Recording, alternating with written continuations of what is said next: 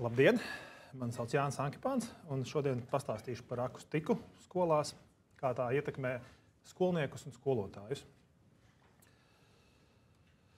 Mēs esam pieraduši skatīties un rūpēties par tādām lietām kā temperatūra, kā CO2, kā gaisma, bet mūsdienās akustika arī paliek arvien nopietnāka un svarīgāka tēma izglītības iestādēs. Jo akustika ietekmē ne tikai skolniekus, palīdzot viņiem labāk uztvert un mācīties vielu, bet arī skolotājus. Jo skolotājs, tā kā viņam ir jāpiegādā tā viela, viņam ir jāsaudzē sava balss, un laba akustika palīdz skolotājiem viņa darbā. Un, kā citreiz saka, laimīgs skolotājs, laimīgi bērni. Man ar akustiku saistība sākās pirms 7 gadiem. Sakrita divas lietas. Es sāku strādāt kompānijā Ekafon, kur es nodarbojos ar akustiskiem risinājumiem, un mans dēls sāka iet 1. klasē. Tā kā arī es iegāju šajā te vecāku vidē, kur skolas vidē.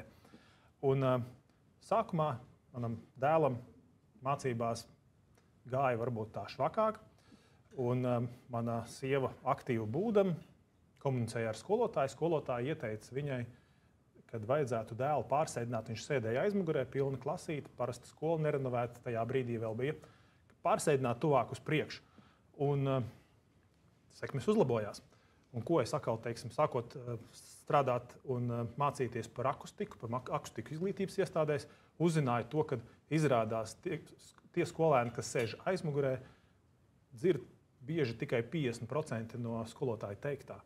Un šis man ļoti interesanti arī tā sasaucās ar bērnu dienām, jo priekšā parasti sēdēja teicamnieki un teicamnieces. Un es tā sāku domāt, varbūt tas nebija tikai tāpēc, ka teicamnieki tur sēž, bet arī tāpēc, ka tie bērni vairāk dzird, ko skolotājs runā un stāsta. Un, aizmugurē, respektīvi, ir daudz grūtāk koncentrēties un uztvert.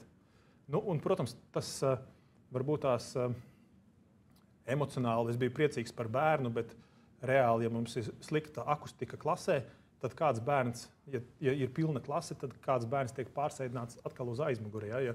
Jo manu dēlu pārsēdināju uz priekšu, kādu pārsēdinu uz aizmuguri. Mūsdienās es uzskatu, ka visi bērni ir pelnījuši vienādus nosacījumus.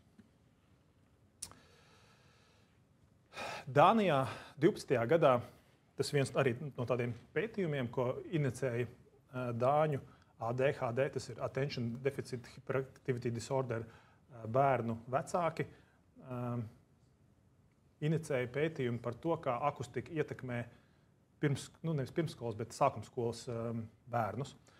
Un pētījumu uztaisīja parastā skolā, kur principā uz parastiem bērniem to visu testēja bez nekādiem ADHD. Un šī pētījuma pamatā bija tāds eksperiments, kad skolotāji klasē pateica, ka tagad bērniem ir jātaisa zīmējums, tas apmēram ir 2. klase bērni. Un jāuzzīmē kaut ko, kas viņiem vislabāk patīk un kas vislabāk sanāk. Un šis zīmējums tapa viena bērna, Midasa, izpildījumā. Viņam ļoti patīk traktori, viņš zīmēja traktori.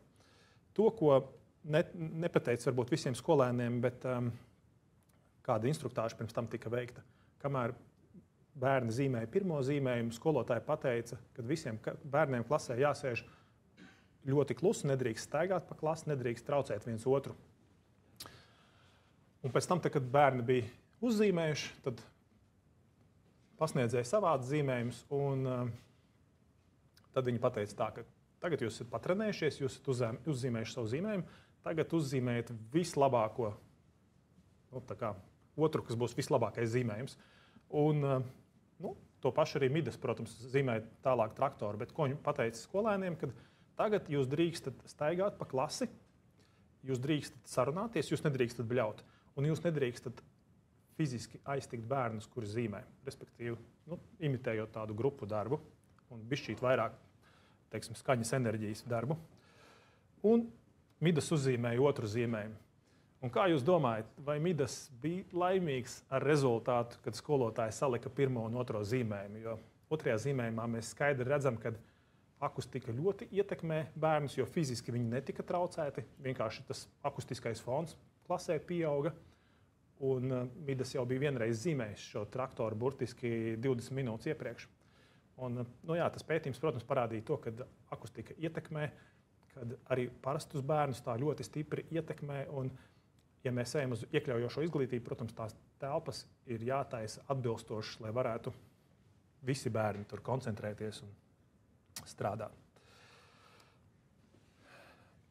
Vēl viens pētījums Jaunzēlandē tas bija vairāk augstskolā, un tur arī pētīja, kā bērni uztver izglītību, un šie procenti, kas tur tiek parādīti, arī viņi ataino. Daļa jau zina vielu, viņiem nav interesanti, daļa aktīvi klausās, daļa aktīvi neklausās, citiem neinteresē, citi domā vēl par kaut kādām citām lietām. Un kas būtībā mūsdienā ir mainījies, ir mainījušās vispār uzvedības normas, pieņemtās uzvedības normas skolā, tie pasniegšanas principi bērniem daudz vairāk ir atļauts skolā, viņi ir skaļāki un arvien grūtāk ir cīnīties pasniedzējiem par bērnu uzmanību, lai viņi tiešām klausītos. Vēl viens pētījums no Brēmenes universitātes, kur arī mērīja skaņas līmeni klasēs, un tā izmaiņas pēc stundām 1, 2, 3, 4, 5. Un šeit mēs redzam, ka parastā klasē, kura nav akustiski tā kā aprīkota, pēc 3. stundas jau 4. 5. bērniem acīm redzot uzmanība krītās, bērni paliek skaļāki, un tas skaņas līmenis tā kā pieaug.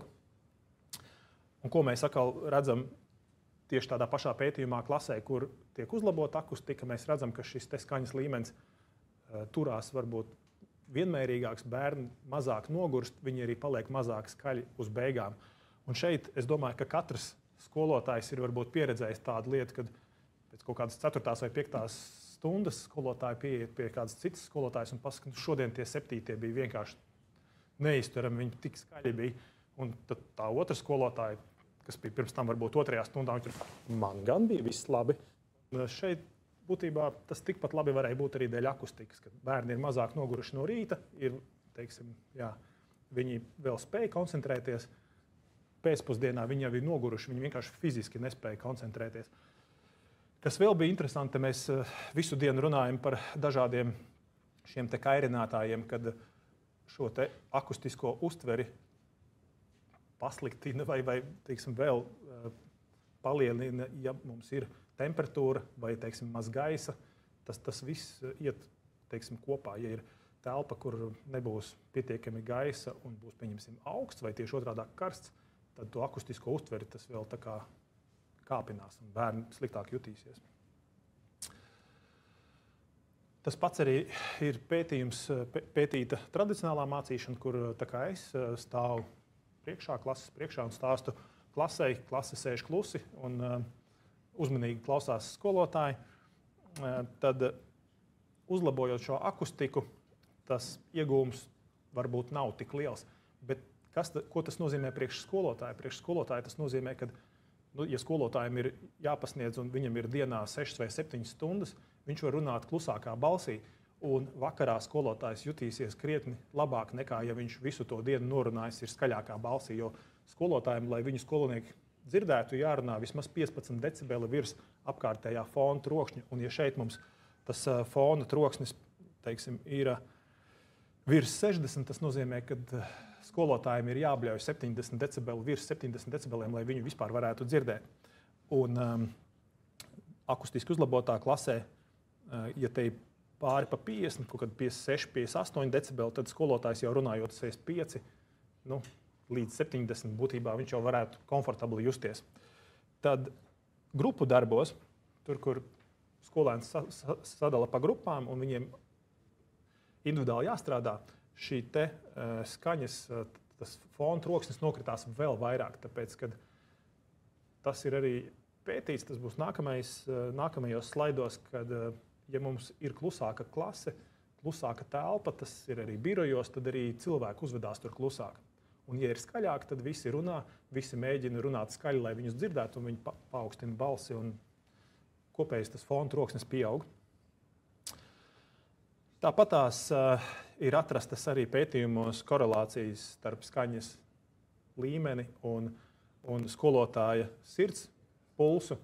Un šeit var redzēt, ka sākoties nodarbībai, klase vēl ir skaļa un skolotājiem arī pulss ir ļoti augsts. Un sākās stunda, klase nomierinās, skolotājiem pulss nokrīt. Un būtībā, kas ir pulss, tas ir arī stresa tāds marķieris. Ja?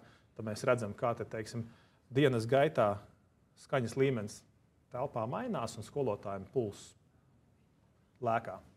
Un, protams, ka tādā augstā trokšņa līmenī skolotājs pēc dienas būs ļoti jutīsies noguris un izsmelts. Un nav brīnums, ka tie varbūt tās brīvlaiki ir vajadzīgi ne tikai skolniekiem, bet arī skolotājiem, lai atgūtos. Nākamais pētījums Essex, arī Anglija. Un Anglijā to, ko izdarīja, viņi mēģināja pētīt 4 klases, respektīvi parastā klase, kur nekas netika darīts. Tā ir tā kā kontrolas klase. Tad bija minimālās prasības. Angļiem arī ir standarts, ir standarta minimālās prasības, maksimālās prasības. Un tas, ko viņi gribēja pārbaudīt, vai minimālās prasības pietiekošas akustiski, vai tomēr vajadzētu iet uz tām maksimālajām prasībām. Un tālāk bija 4. klase, kur viņi vēl uztaisīja tās akustisko uzlabojumu virs prasībām. Un tas galvenais mērķis bija dzirdēt, vai virs tām maksimālajām prasībām tā klase vai skolotāji sajūtīs atšķirību. Un te būs nākamajā video, cerams, jūs dzirdēsiet skaņu. Cilvēks, tas ir viens no pasniedzējiem, kas arī piedalās tajā pētījumā, spridzinās balonus visās 4 klasēs. Un tad jūs, cerams, dzirdēsiet to atšķirību, kā noskan katra telpa.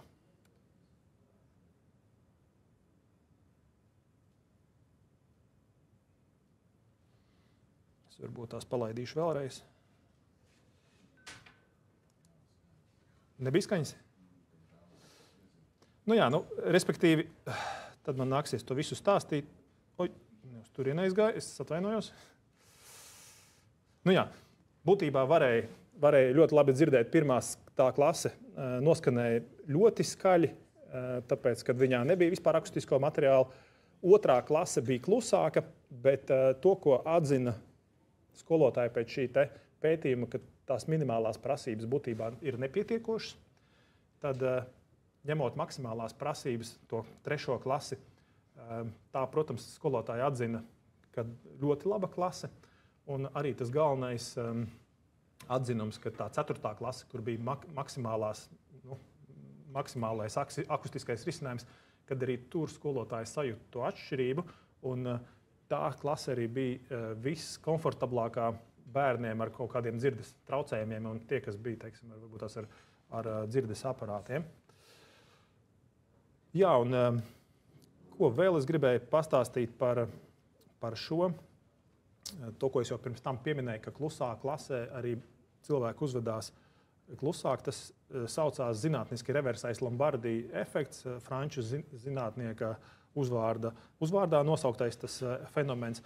Un būtībā, ko viņš nozīmē? Viņš nozīmē, ka klusākā telpā mēs uzvedamies klusāk. Un šeit šīs 3 klases viņas parādīja, kāda atšķirība bija. Teiksim, te neuzlabotā klase te nokritās pa 8 decibeliem. Un būtībā arī tajā parastajā klasē tev ir, teiksim, skolotāja balss un fona troksnis. Te var redzēt, cik ir. Un cik nokritās gan skolotāja, gan arī skolnieku fona troksnis katrā nākamajā klasē. Un var redzēt, ka būtībā lineāri krīt uz leju, un tā maksimāli uzlabotā klase ir pati zemākā. Un šeit var redzēt, ka šeit fona troksnis ir 40 decibeli. Tas nozīmē, ka skolotājs runājot 55, 60, tur ir milzīgi, tur 18 decibeli starpība. Respektīvi, tas, kā skolēni dzirdēs, ļoti skaidri un krietni skaļāk virs fona trokšņa. Nu jā, runājot par telpas akustikas lielumiem, tad mēs atgriežamies nedaudz fizikā, bet kas mums ir tie galvenie parametri, kas mums ir jāuzlabo, tas ir skaņas līmenis jāsamazina, zemfrekvenču fons un mums jānovērš atbalsta rašanos. akustika ir tāda lieta, ko mēs nevaram raksturot tikai ar vienu vērtību, jo, diemžēl, viņa ir pārāk sarežģīta un daudzdimensionāla. Tāpēc, lai varētu raksturot akustiku, mums ir jāņem vērā vairāk lielumu. Tie būs skaņas spiediens, runas skaidrība, reverberācija un zemās frekvences. Un, protams, ja mums, pieņemsim, kaut kādā gaitenī vai ēdnīcā pārsvarā ir jāsamazina reverberācija un skaņas spiediens, lai vienkārši ir klusāks fons, tad mācību klasē mums arī ļoti svarīgi ir runas skaidrība, lai tieši pasniedzēji varētu labi dzirdēt telpā un tieši šī runa būtu ļoti, ļoti skaidra. Zemās frekvences ir svarīgas pārsvarā skolniekiem, jo zemās frekvences ir tieši tās, kas traucē uztvert kārtīgi runu. Nu jā, un ko tad mēs gribam panākt? Būtībā mēs gribam panākt to, lai mums iekštelpās skanētu tāpat kā ārtelpās. Tieši tas pats bija arī kolēģis runāja par apgaismojumu. Mums vajag, lai mūsu dabīgais, bet mākslīgais apgaismojums maksimāli līdzinātos dabīgajam apgaismojumam. Ventilācijas cilvēki mēģina nodrošināt tādu pašu gaisu tā kā ārā. Būtībā, ko mēs mēģinam darīt? Mēs mēģinam tā kā imitēt dabas doto, kas jau mums ir. Un ideāla mācību klase būtu mežā, tāpēc, ka mums ir debesis, kas ir būtībā ideāls absorbents. Visa skaņa, kas aiziet gaisā, viņa vienkārši aiziet gaisā, visa skaņas enerģija. Un apkārt mums ir mežs, kas izkliedē jebkuru skaņu, un būtībā tur tādas atbalsts nav. Un būtībā tas mūsu uzdevums arī ir uztaisīt akustiskās debesis, kad mums no griestiem nekas neatstarojās. Aizmugurē, teiksim, skolniekiem mēs liekam absorbējošu sienu. Tas ir tā kā mežs, kurā arī starp kokiem tiek dzēsta skaņa un atbalsts nenāk. Un maksimālā variantā vēl virs skolotāja mēs uztaisam daļai atstarojošu tādu plakni, kad tomēr tā skaņa, ko viņš runā, viņš dzird sevi labi, un arī tā skaņa labāk, ja teiksim, lielās klasēs, viņa labāk ceļo līdz pēdējai rindai. Nu, lūk, un šie ir, teiksim, tie 4 soļi, ko mēs darām, kad mēs uzlabojam akustiku klasē. Būtībā tas minimālais būtu uzstādam A klases absorbentu, jo uzstādot A klases absorbējošu griestus uz griestiem, mums pietiek, ja mēs noklājam visu platību. Protams, ka tur ventilācijas izejas un kaut kādi gaismekļi būs kaut kur, bet tas nosacīti tur pāris procenti noņem no tā laukuma. Tad zemfrekvenču trokšņus mēs varam noņemt ar papildus materiāliem, kas iet virs griestiem pa perimetru. Tas gan ir tādā maksimālā gadījumā. Bet būtībā tāds otrs solis, kas uzlabo to akustiku, ir tieši šī te gala siena absorbējošā, kas samazina atbalsošanos un uzlabo runas skaidrību. Un tad tas 4. solis ir tā atstarojošā daļa virs skolotāja. Tur būtībā mazās klasēs tas nav vajadzīgs, bet ja mums ir liela auditorija, tad, protams, ir svarīgi, lai mana balss nokļūst līdz pēdējai krēslu vai solu rindai. Nu, lūk, un te ir daži tādi piemēri. Cēsu skola ir ļoti daudz uzlabojusi klases, un būtībā viņi taisīja nevis kopēju renovāciju, bet taisīja pa kabinetam 2. Grobiņas sākuma skola ļoti arī skaists projekts. Tur smuki dizaineri pastrādāja pie vizuālā novērtējuma, un tā ir vecās ēkas renovācija. Viņi pat saglabāja aizmugurē to sienu, kas daļēji arī strādā kā šis te skaņas lauzējs galā. Ļoti tāds, man liekas, pareizs projekts bija Ernesta Glika Alūksnes valsts ģimnāzija, kur jūs varat redzēt, te varbūt nevar tā baigi redzēt to paneli, bet viņiem ir aizmugurē panelis, ir akustiskie griesti, A klases, un tas nav redzams, bet arī šī te zemo frekvenču absorbējušais materiāls pa perimetru virs griestiem ir ielikts. Tas ir tāds veiksmīgs projekts. Nu, un tad pēdējā laikā ļoti bieži arī sporta zālēs aizdomājās par akustiku. Šī bilde ir no Upes ciema mūzikas skolas, un gadu atpakaļ uzrunāja mūsu saimniecības daļas vadītājs ar tādu jautājumu, kad mums sporta skolotājiem ir ļoti, ļoti grūti vadīt šīs te nodarbības. Un tad pagājušajā vasarā tika uzstādīti akustiskie materiāli. Viņus pat īsti nevar redzēt, bet būtībā visās tajās ribās griestos ir salīmēts. Un tas, ko tur nesalīmēja, uzlika uz sienām, šobrīd nevar zināt, pat cik mēs uzlabojām to reverberāciju, tāpēc, ka to vēl mērījums veiks akustiķi. Bet skolotāji novērtēja jau 1. septembrī atnākot. Viņi pateica, ka milzīga starpība. Un, protams, tas nav tāds īsts mērījums, bet no telefona mērot arī tas fona troksnis ir krietni zemāks. Protams, pareizo uzlabojumu parādīs jau tāds īsts mērījums. Un tāpatās ir arī pagājušajā gadā bērndārs Vangažos uzrunāja mūsu vienu no montētājiem arī ar tādu pašu problēmu, ka viņu sporta zālītē mazajā arī ir diezgan skaļi. Un vasaras beigās tika uzmontēti šie akustiskie griesti. Arī labs uzlabojums, ja pirms tam bija vairāki bērni, kas vienkārši negāja uz nodarbībām, vai arī nodarbībās sēdēja spiežot ausis šādi ciet, tad būtībā tagad visi pamanīja šo uzlabojumu un ir laimīgs gan sporta skolotājs, gan arī